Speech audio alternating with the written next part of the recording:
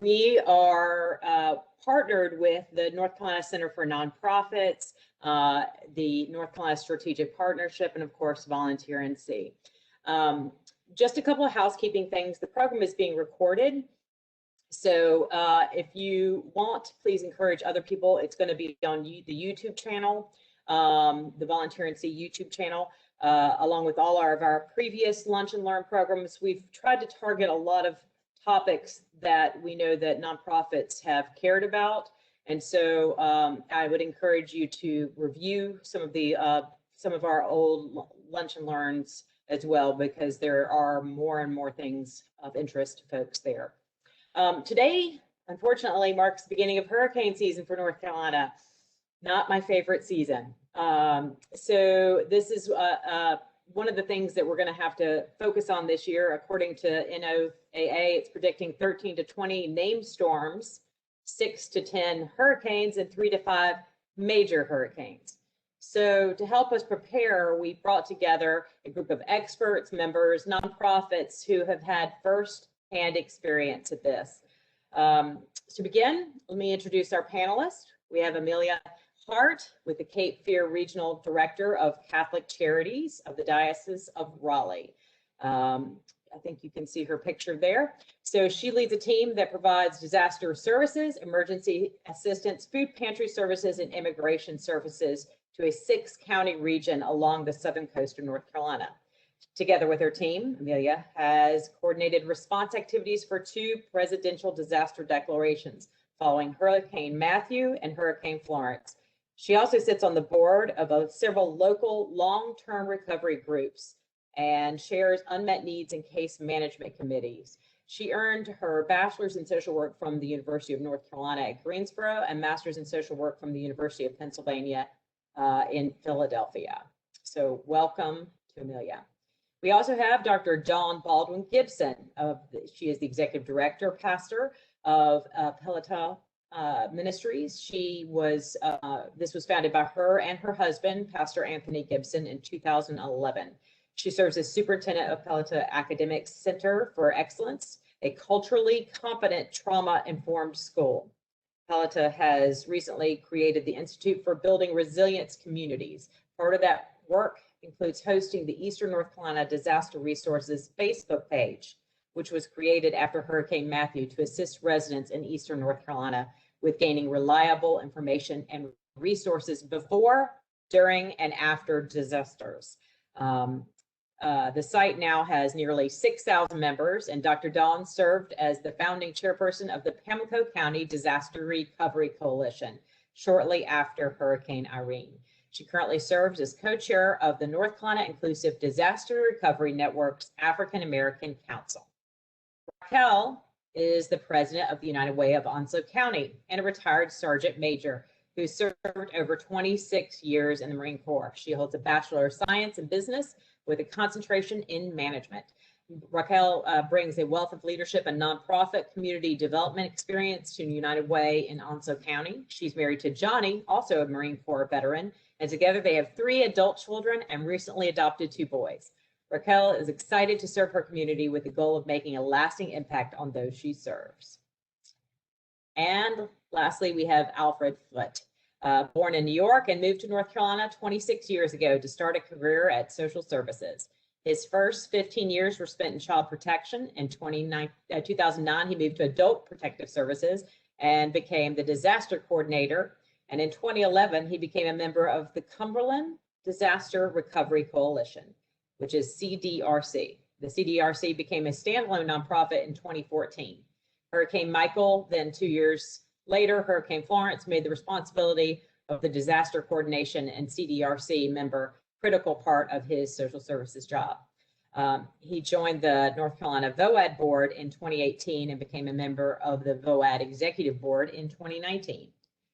So I want to welcome all of our guests and very excited y'all could be here and help everybody learn a little bit more about how to be better prepared and what to expect in a disaster. So thank y'all for being here. Al, I'm going to start it off with you, if you don't mind. You talked about, at the last part of your bio, about the NC VOAD. And can you tell me what it is, how it functions, why is it important in this conversation? I can't hear you. There you go. I had to unmute. NCVOAD is North Carolina Voluntary Agency. It's active in disaster. And we are made up of volunteers from across the state. We come together to organize and be part of the recovery when there's a disaster. So everything from response to the long-term recovery. We work with the state, we work with local governments to kind of coordinate those volunteer services outside of the world of the state of the government. So you got your Methodists, your Baptists, organizations that come in. There's many organizations that come in, and we help coordinate that and find the volunteers and put together plans for local communities to recover from the disaster. And we stay active all the time, even when there's not a specific disaster going on. We're still working in the background to improve our responses. So let's say that there's a hurricane tomorrow. Is that something that this group would need to look up the number for and to reach out, look up the website, look out how to make contact with NCVOAD? So yes, I mean, if we're talking about planning for an event, NCVOAD, like I said, we're always trying to improve our responses to the community. So we're always looking on how we can make things better. So we learn from Michael, right? Hurricane Matthew, we learn what to expect and what to do, and then we hone and kind of make those skills better for when our Florence responds, because it's a, you know, you have to learn and get things ready. So if you're not preparing for the next response, then, you know, you're really just going backwards. And so NCVOAD, you know, will help you organize a long-term recovery group in your community. Will help you build your long-term recovery group bylaws and all that kind of stuff to become a nonprofit. And we work with agencies that'll help you maybe with funding and that kind of stuff to get started, kind of come through NCVOAD. Great, thank you. I appreciate that. Well, and Amelia, I know you, actually everybody here has mentioned something about working with a long-term recovery group. And we often hear it called LTRG, and everything seems to have an acronym here. So can you sort of give us, if folks have not worked with an LTRG, can you sort of explain what that is and what the benefits of getting involved? Yeah, absolutely. So long-term recovery groups are really composed of whoever within your community, your county, is involved in disasters at any phase of a disaster. So that could be in the response phase, the recovery phase, mitigation, preparedness, things like that. So it's, I think one of the greatest benefits that I have noticed in working with several long-term recovery groups is that when you're all working together, that communication and that collaboration is really key. One of the things that we learned after many hurricanes, such as Matthew, people, our partners, were not necessarily communicating what they were doing. So we might have been duplicating efforts, and then we were forgetting communities as well. So it's important for us to all know who is serving who, how, who has what resources, who's lacking resources. So it really helps with the allocation of time, talent, treasures, etc. But I will also say that the collaborative piece is really key. So Catholic Charities, for example, isn't necessarily your Baptist men who are going to go and be rebuilding homes, but we provide case management. So having that collaboration and partnership, because all of us might hone in on one thing within the disaster world. So it's important for us to work together so that we can kind of make like those small miracles happen. I've seen some of the biggest successes through those collaborative efforts tackle some really challenging issues that we face, after a disaster like affordable housing, for example. We've had instances where the United Way, Catholic Charities, churches, and for-profit sector come together and create some affordable housing units, becoming available to community members. So, those are just some of the benefits of joining your long-term recovery groups. Thank you. And Emily, I'm sorry, I did not know that that was how you pronounced your name, so I will That's reference okay. it correctly.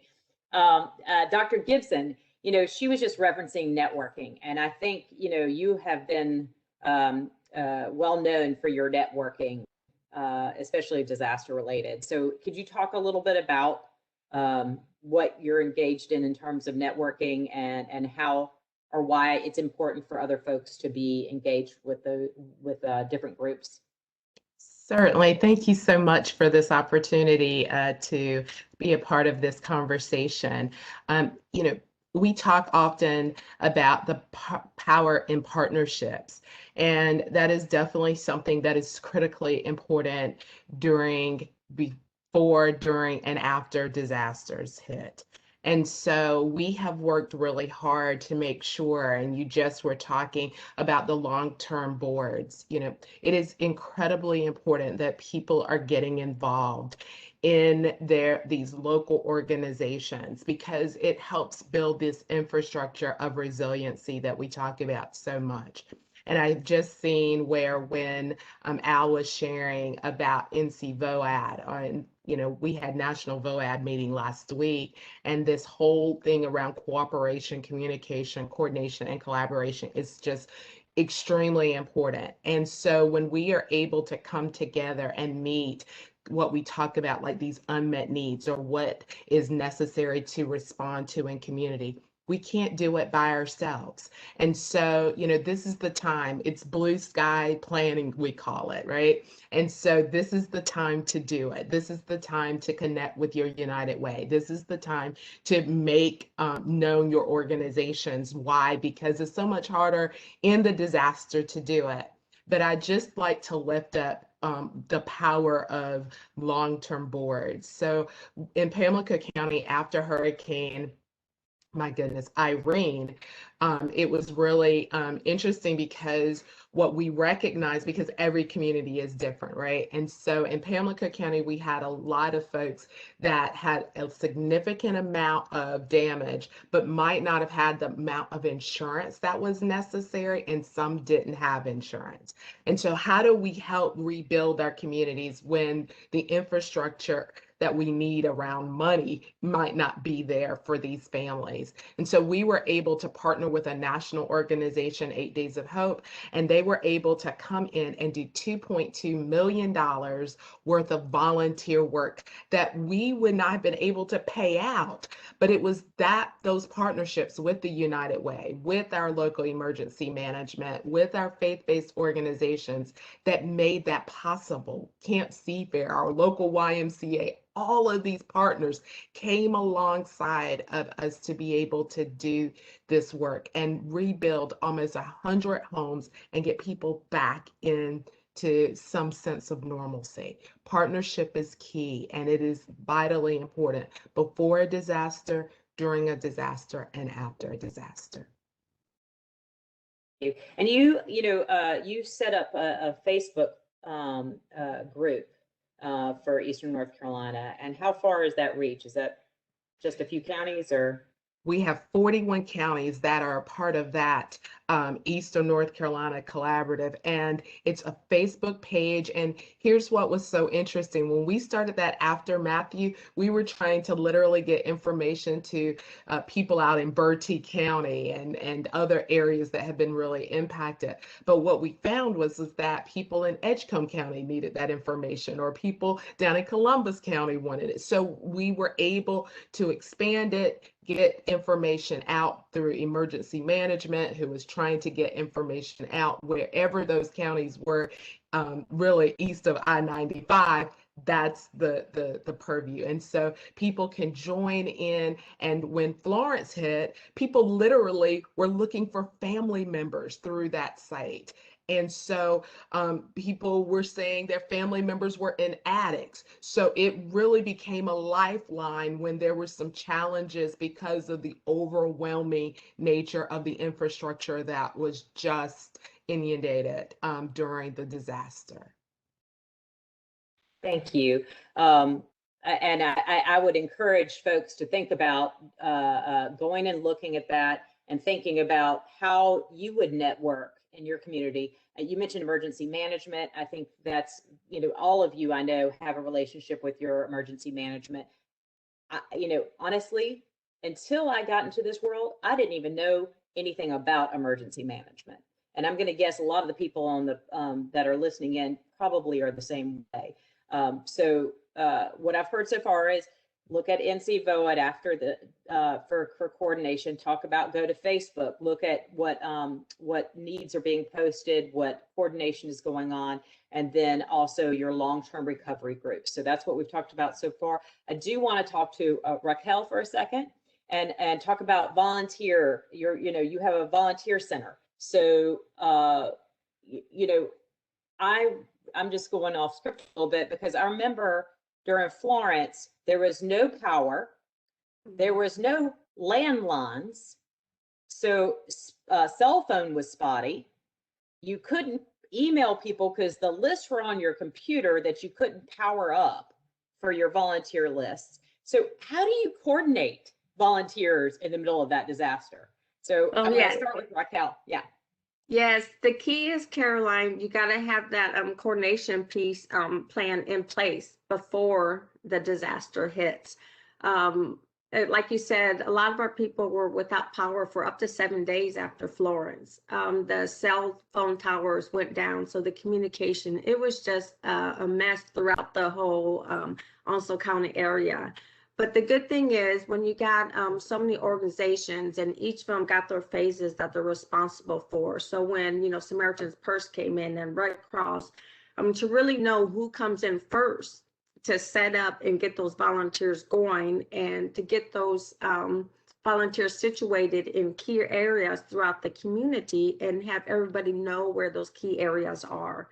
I think that's key beforehand, to make sure you have volunteer areas set up prior to an event, and not just one location, because one location may be down, whether it's flooded, whether the building's damaged.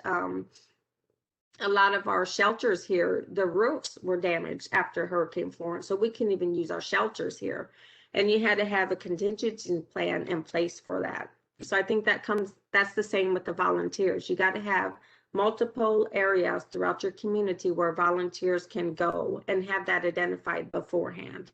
In our case, we were able to do that through the emergency management system, which is key because every community has that.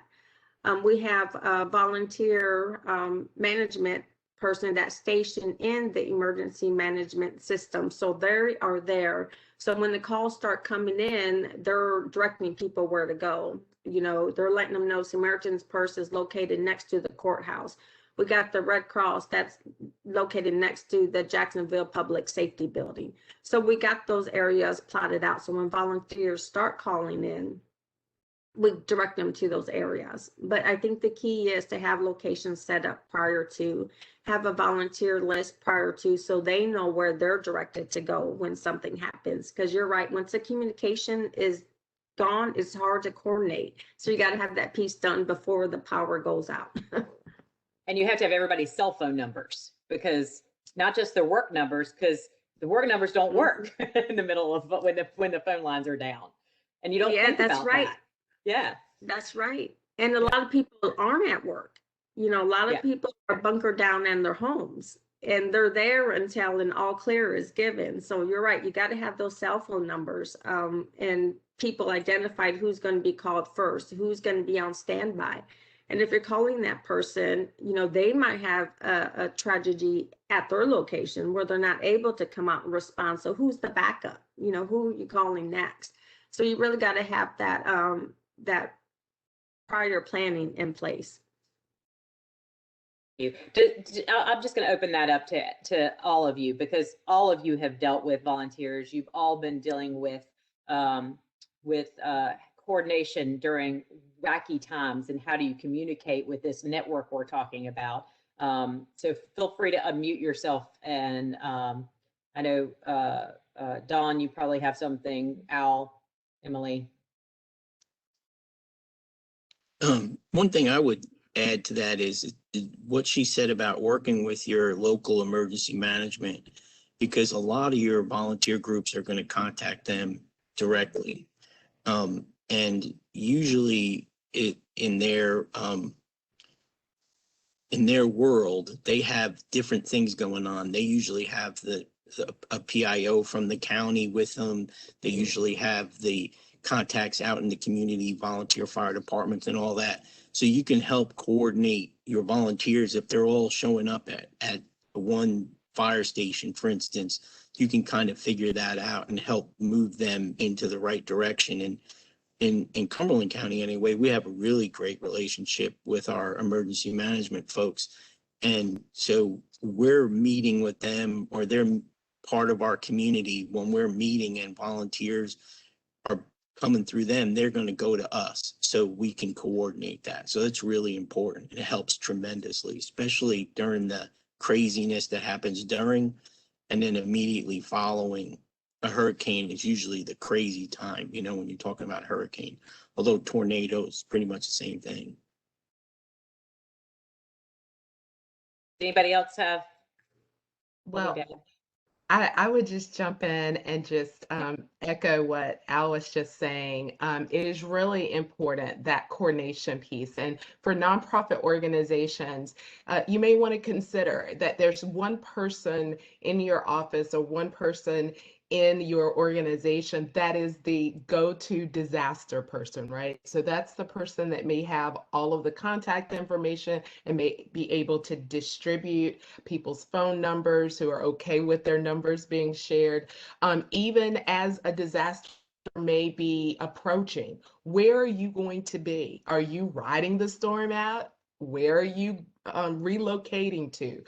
What is the landline of the home that you will be going to? So I'm going to my parents' house over in, Buncombe County. That's where I'll be. And so, so that people have an idea and aren't panicked if you're not at home, right?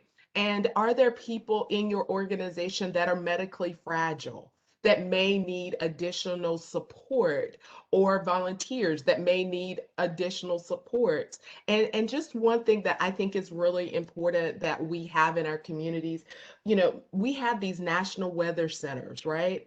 And they look for what they call, I always say weather ambassadors, but it's actually called weather ready nation ambassadors. They're looking for people to get information out very quickly.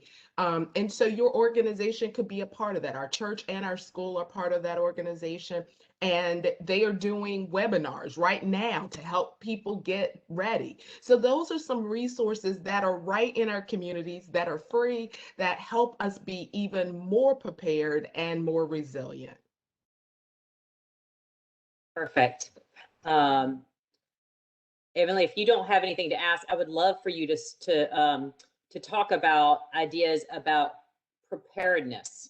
I know that that's a strong thing for you. So you feel free to add on, but I would like you to talk about preparedness, if you don't mind.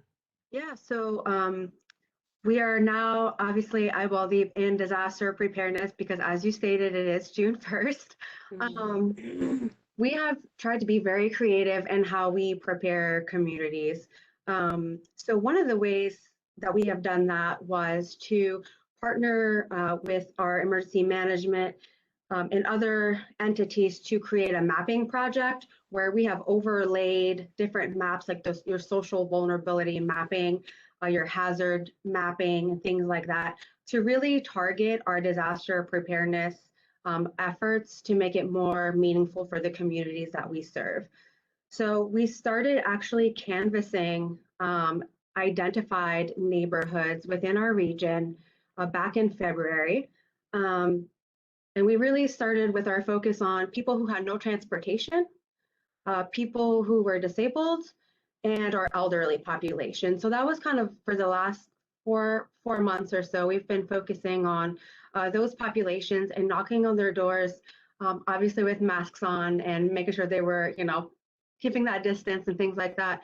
But talking to them about what flood zone they were they in an evacuation area, finding out, where is the nearest shelter to them, signing them up for the Access and Functional Needs Registry if they had a medical condition or if they were going to need some type of medical equipment while they were in the shelter, making sure that they had 90 days of prescriptions, going into hurricane season, things like that. So that's been really successful, but it feels good to use data to actually make an impact.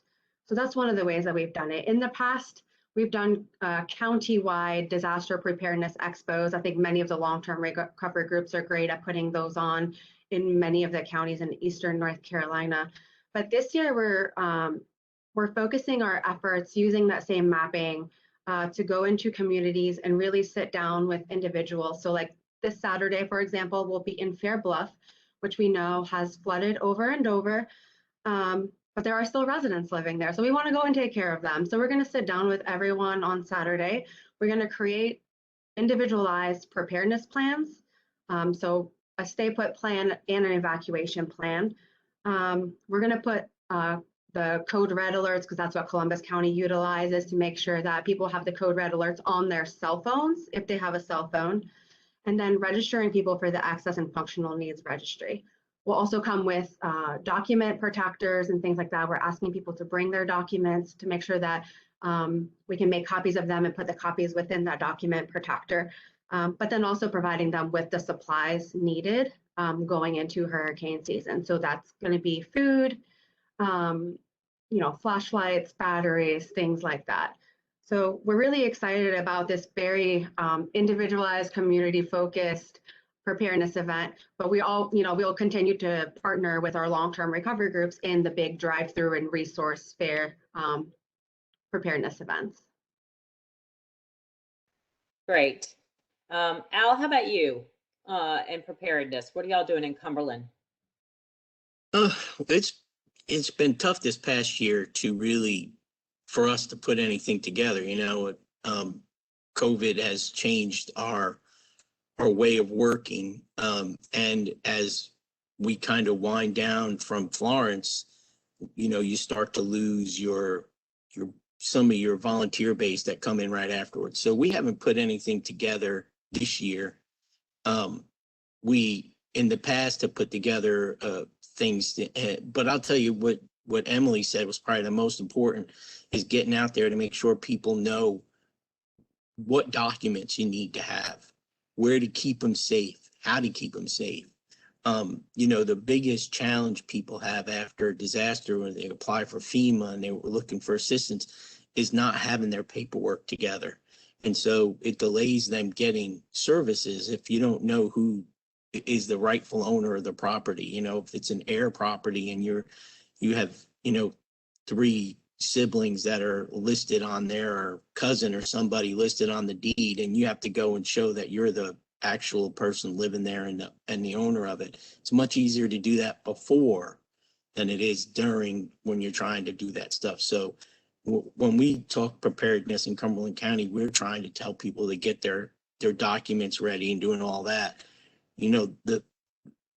Usually our folks that have issues around food insecurities, you can't really prepare too much food, but we do have, you can put water aside, right? You can empty out a 2-liter bottle when it's done, instead of throwing it away, fill up with water and put it in the closet so that you can have, at least potable water if something goes on.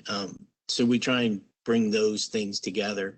But most of our stuff of late anyway has been just trying to get back out and finish up some of the people that still haven't been recovered from Florence. So preparedness wise, I wish we were better at it. We're just not right now.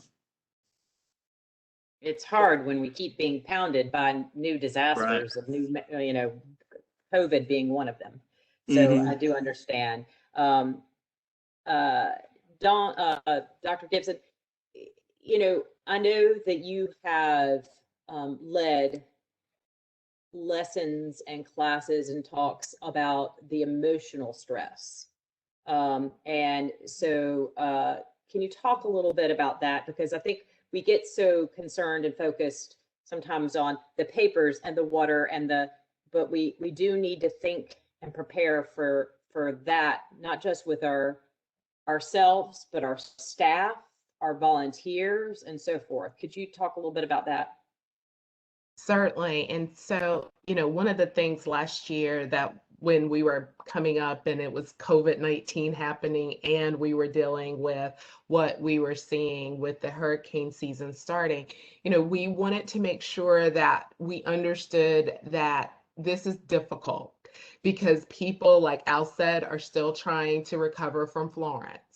And people are still trying to figure out how to get their bearings and how to get back in their homes. I mean, and then COVID-19 happens. And so when I go to a shelter, what does that look like? Well, that means I will need to do what? I need to take some PPE. I need to have a mask. I need to have some hand sanitizer.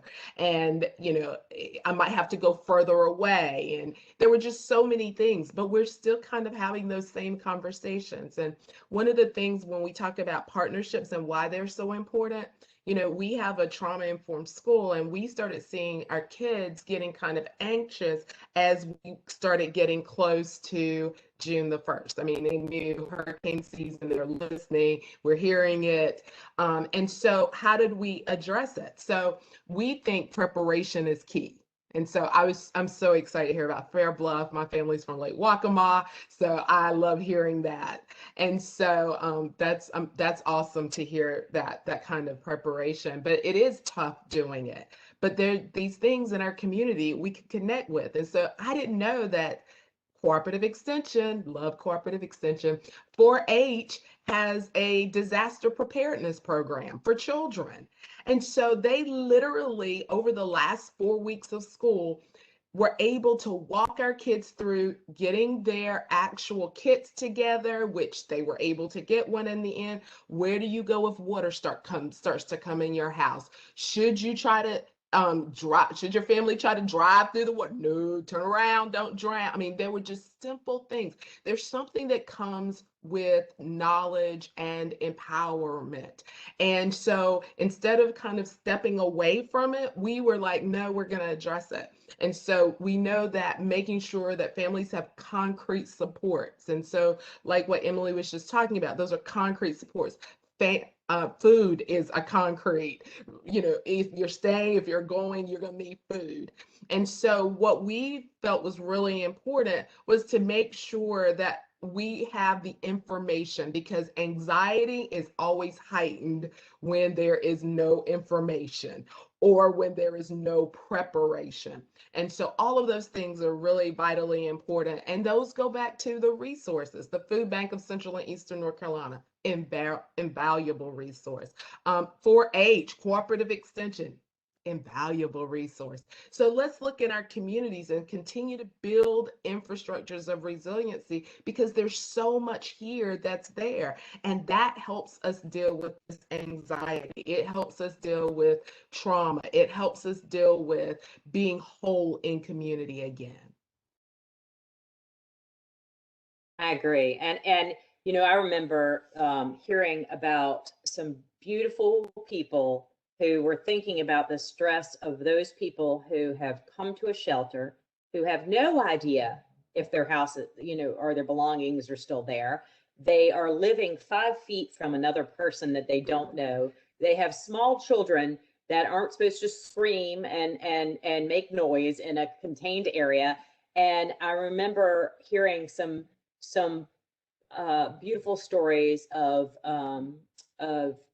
not entertainment, but distractions that were soothing to, especially for kids, whether it's a bouncy house that somebody donated and put outside of a shelter. I've heard of pets that have the appropriate certifications being brought to the outside area so that they could be to help with that exact stress. But I do think you're exactly right that knowledge is key.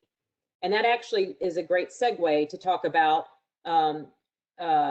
diversity. And because, you know, my kids, I could email them a list of what they need to do, but they're not going to check their emails because that's not how they get information, is an email. So, you know, let's start with Raquel. Let's see. What would you do to, I mean, what are you doing to prepare for your folks with a DEI lens? And then I'm going to come back to Dr. Gibson about this and open it up for others. Mm-hmm. Yeah, so on that one there, it's really just knowing your community. Right now, we're going out on Saturday to one of our hardest hit area for Florence, for example. So they're still recovering.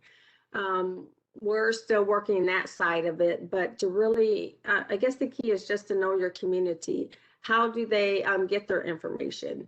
A lot of the low income areas or the one that are diversified don't have Wi-Fi. They don't have internet. So they're not able to get the information through that side.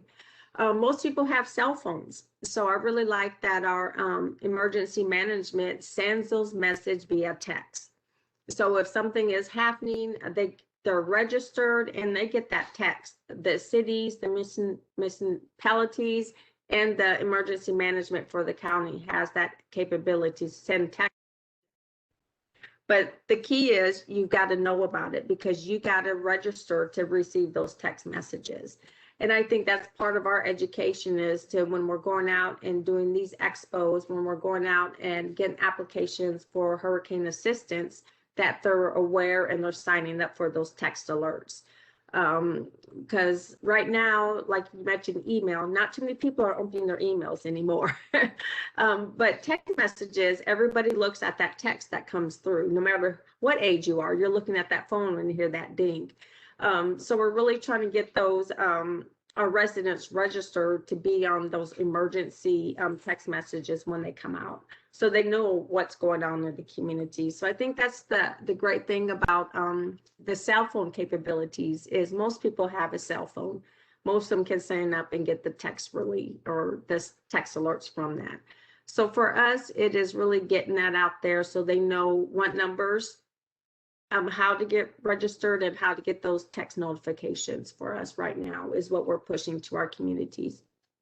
Yeah, and I know that this has been, and I'm not sure there's a perfect answer, and Dr. Gibson, feel free to jump in on this, but you know, I know that for a lot of people who come to this country, they are not using US-based phones, so they don't get those texts, and they don't get, they can't call a 211. It doesn't even register, you know, because of it. Mm-hmm. So I've heard of other groups having an emergency WhatsApp for people of different languages who may have phones that are not accessible. And so I open this up to anybody just to let us know what y'all are doing or what you've thought about for those communities. Dr. Dawn, why don't you talk first? Certainly. So we partnerships, going back to the power of partnerships. So our building is literally in New Bern, right next door to the Interfaith Refugee Ministries. And so we have a large Burmese population. And so it's important for us to make sure that information is being distributed everywhere. And I was really amazed to hear about this mapping project. So I'm going to be calling you because I want to learn more about that, to use the data to inform where you should be targeting information. So vitally important. We do that with the Weather Center's information, you know, kind of overlap where they say storm surge is going to happen. So in our minds, we're looking 2 to 3 days out, trying to figure out where we need to make sure that people have information. Because when people are working and they have a job and they're trying to take care of those kids and they got all of the other life things, they sometimes don't know, especially when the sun is shining, that there is a storm 3 days out. And so it's imperative that we're getting the word out. And so we're realizing that people are not using email. People still are doing a lot of word of mouth. People still are doing some texting, but it's not the kind of texting in my mind. And so it's all changed. And so we have a group that does nothing but communications in our organization.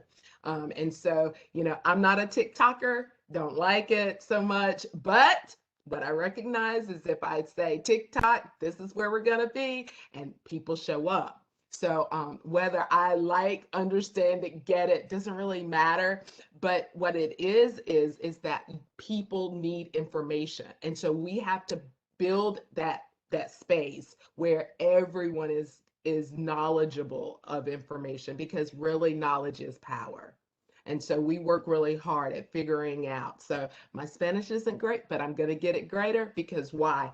It's important that everybody has the information that's necessary. And I want to see you on a TikTok. I'm just saying. So. Okay.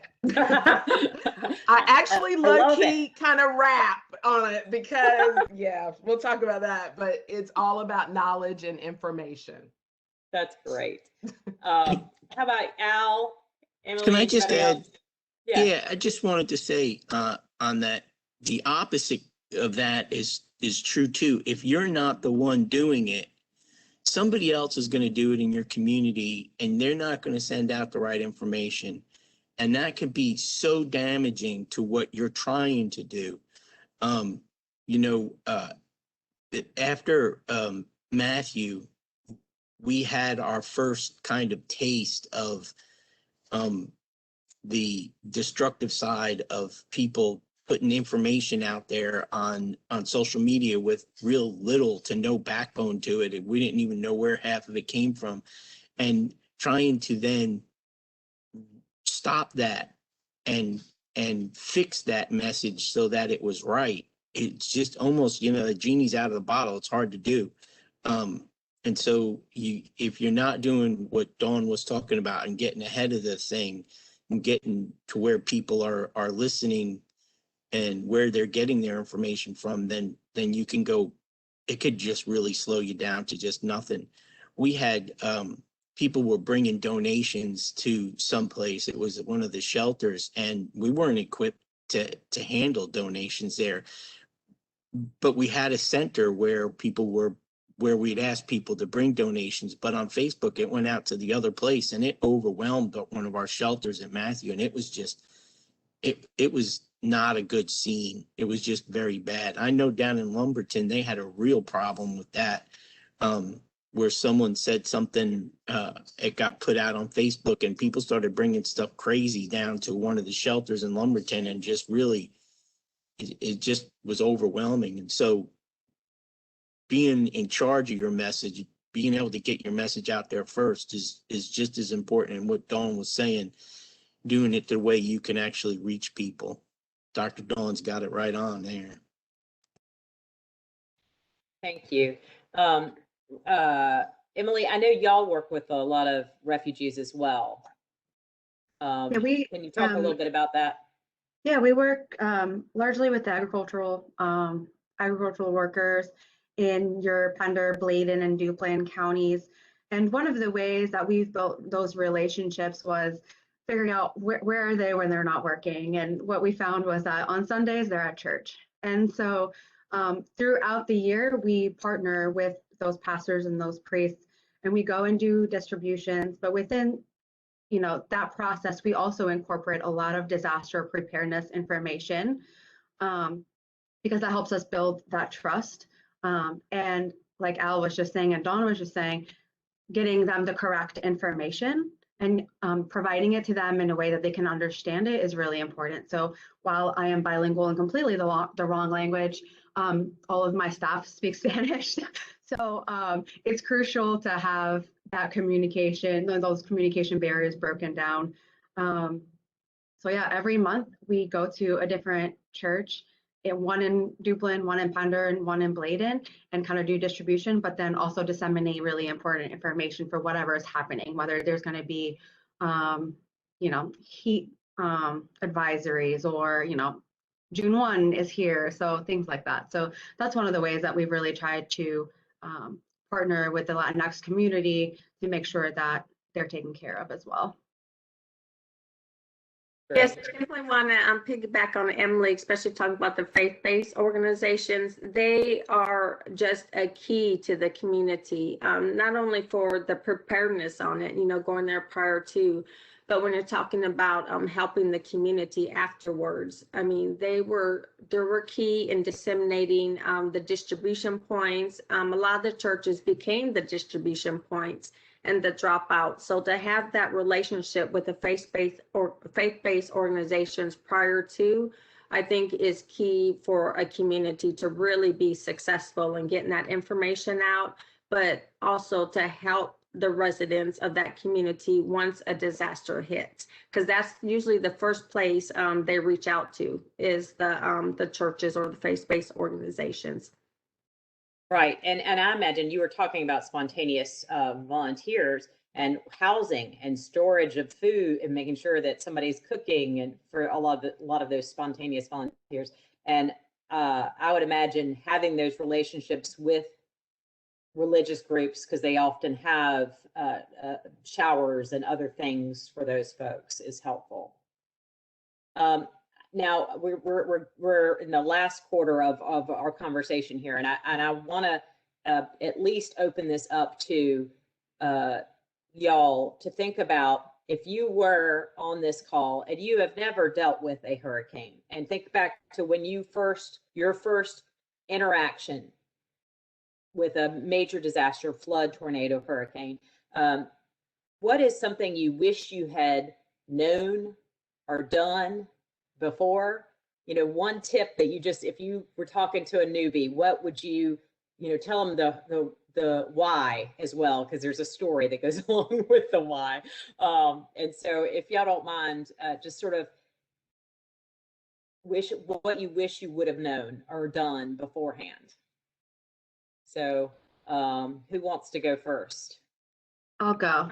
So I think the main lesson that I learned, and I think I learned this thanks to George Strunk, a couple of maybe 6 weeks after Hurricane Florence, he came down to visit me, and I remember he hugged me and he just told me, "Hey, Em, it's a marathon, not a sprint."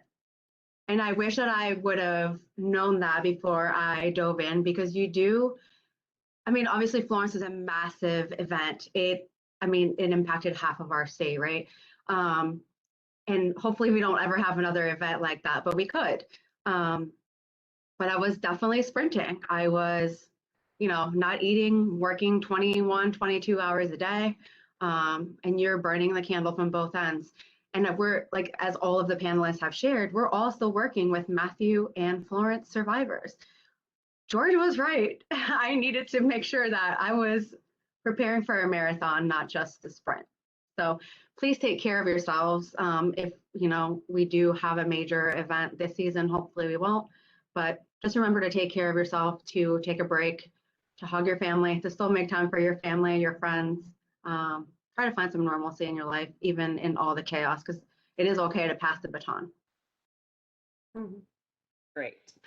Yeah, I would say for me, it's really knowing who's in your community and what do they do. There's so many nonprofits in a community that you really don't, I didn't know every single one of them and what they did and what they could bring to the table for the community.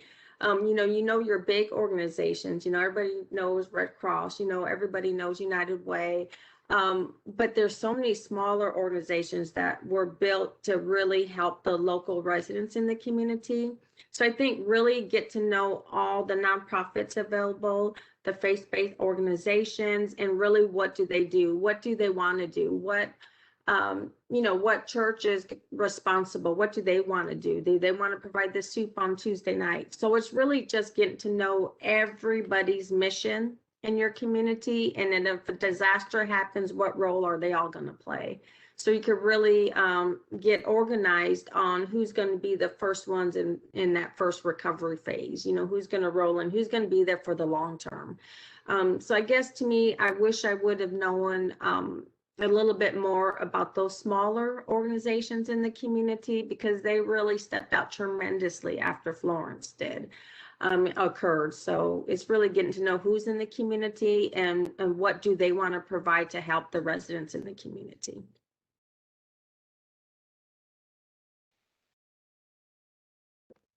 All right, So- who else? Don?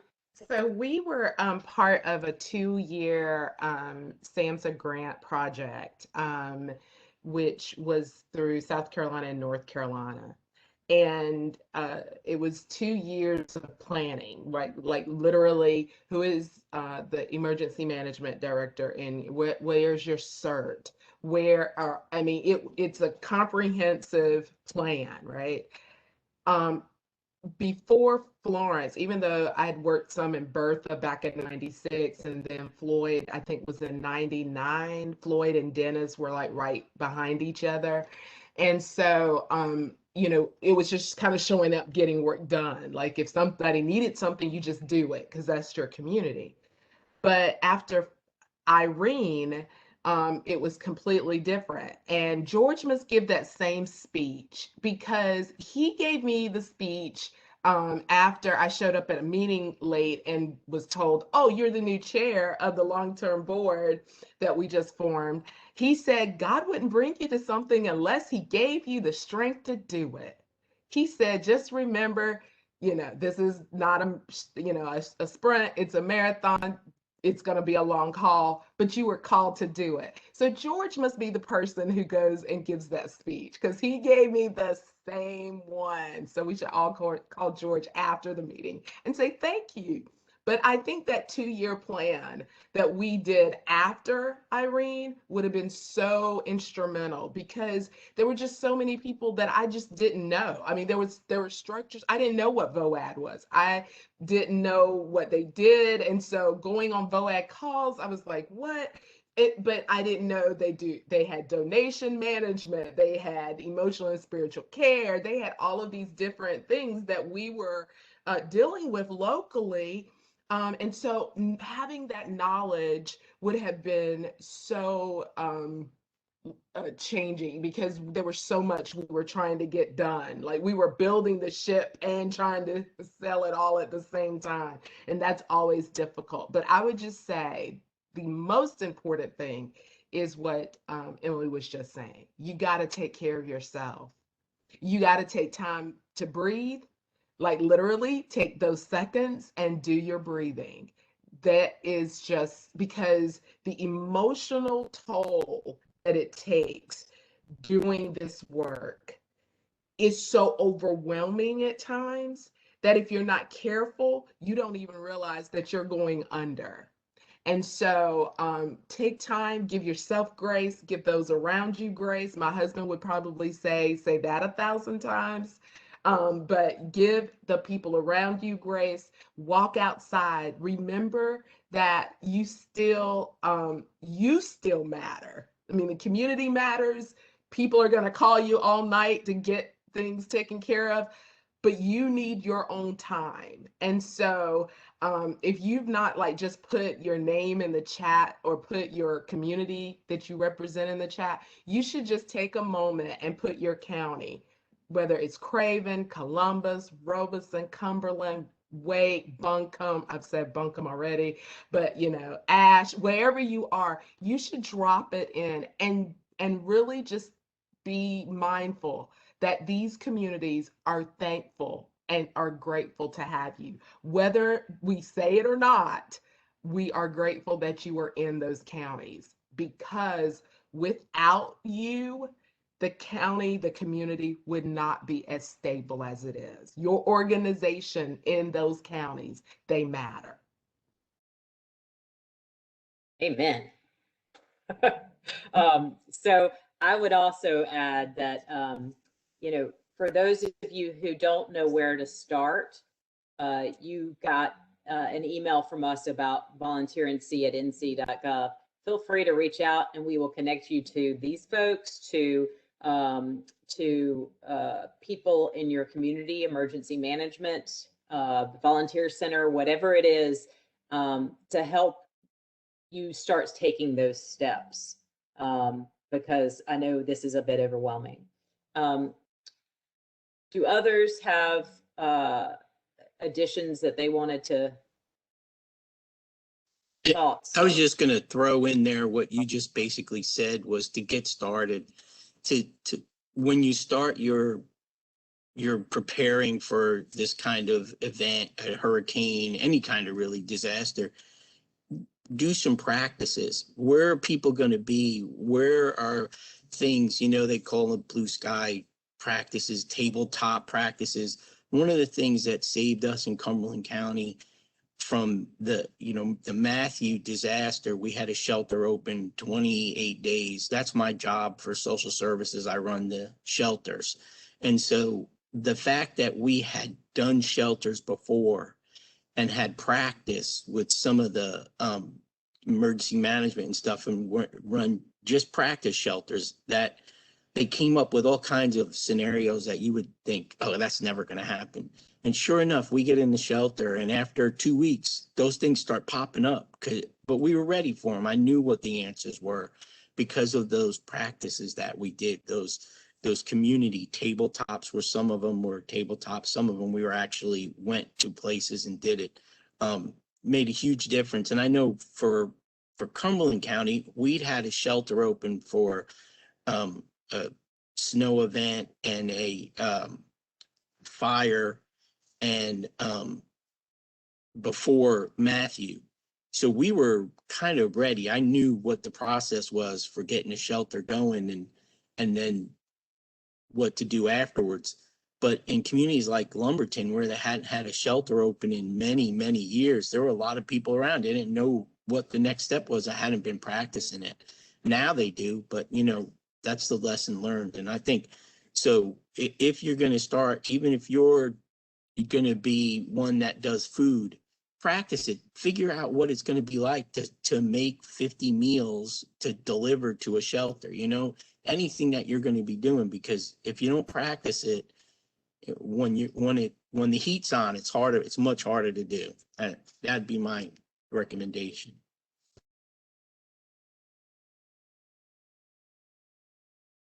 All right. I think Roland Whitley actually is with us, and he, I know, has been involved in this. Can he be unmuted so he can say a few words? I think I am. Am I muted? Yes. Okay, cool. Perfect. I don't know how to turn the camera on. I guess I just joined and it wouldn't let me put my camera on, but that's cool. I'm Reverend Roland Whitley. Glad to be here. I'm an executive director with Community Technical Assistance. This is very much enlightening.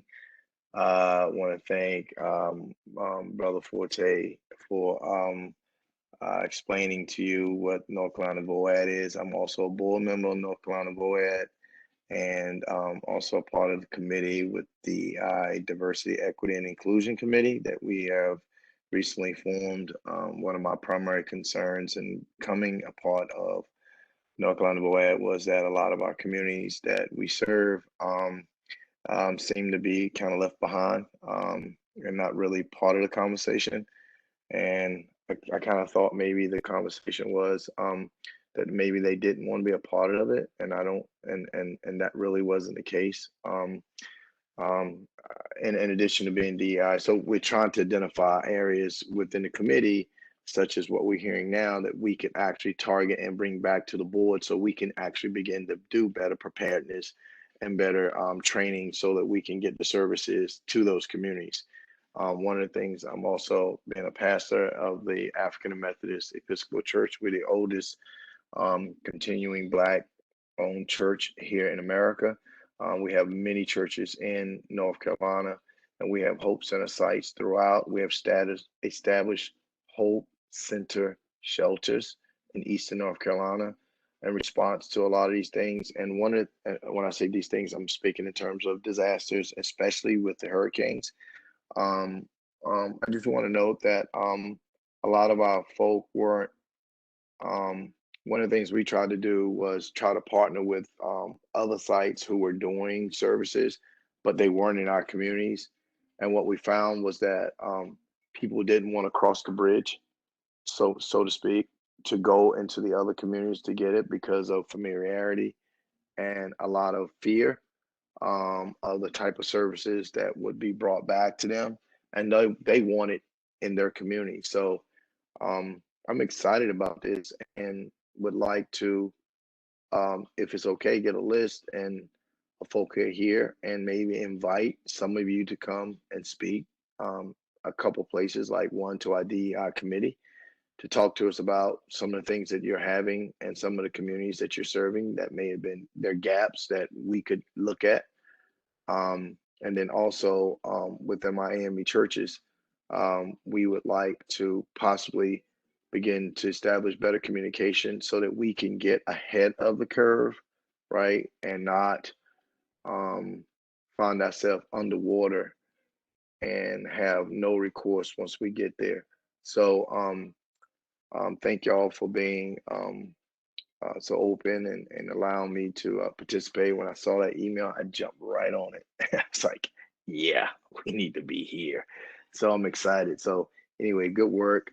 And I took a lot of notes, and hopefully we can continue to partner with you and to bring needed services to all persons in North Carolina. Thank you. Thank you. I appreciate you raising your hand to be willing to speak. So we're at the end of our time. I would encourage you to put your information in the chat, just as Dawn had mentioned. I also I would encourage you to reach out to your local emergency manager, your local volunteer center, just start asking questions. Who does this? Who does that? And it's much easier to connect with somebody you've already connected with in the middle of a disaster than it is to explain who you are when tension is high. And if they don't know you, then they're not gonna call you back, most likely, versus somebody who you've introduced yourself beforehand, so that they understand what you can do to help. And if you don't get asked to help, offer. Think about what you can do to support other people in this realm. And even if it's just we have gluten-free granola bars for people in the middle of the shelter, and there's nothing else that's gluten-free. Whatever it is that you have to offer, just think about it and offer, because honestly, people are too busy to help to even stop and ask for help sometimes. So offering what you can do easily is great. Thank you all. Thank a big hand for all the panelists for the information that you provided. We do very much appreciate. I feel like we could have a 2.0 of this, because there's so many lessons to be learned, but your input was a great first dip for everybody and what they should do right now. Go ahead and print out your volunteer lists, contact information, email it to yourself, do something so you have access to it on a cell phone. And thank you to everybody who participated on the chat and otherwise. And we look forward to working with you all in the future. So thank you. Bye, everybody.